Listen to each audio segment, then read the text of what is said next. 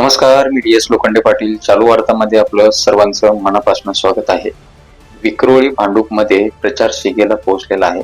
मनसेचा तिथं जोरदार प्रचार चालू आहे की जे मतदारसंघ आहे त्याच मतदारसंघामध्ये संजय राऊत राहतात आणि मंगळवारी मनसे अध्यक्ष राज ठाकरे यांची जी सभा झाली त्या सभेमध्ये राऊत यांच्या नावाने एक खुर्ची रिकामी ठेवली. तो आता चर्चेचा विषय झालाय.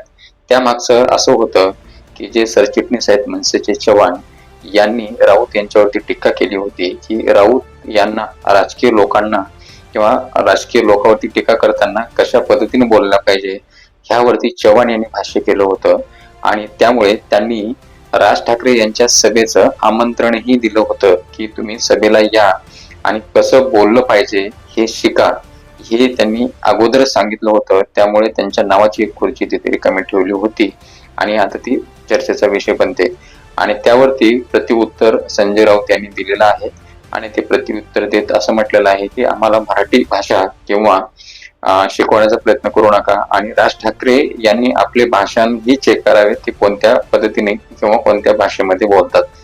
तर हे निवडणुकीच्या दरम्यान होणारा संघर्ष आहे, एकमेकावरती टीका आहे आणि संजय राऊत यांना जी चेअर ठेवली होती, जे आमंत्रण दिलं होतं, हा चर्चेचा विषय आहे. तर यावरती आपलं काय मत आहे आपण कमेंट बॉक्समध्ये कमेंट करून नक्की कळवू शकता.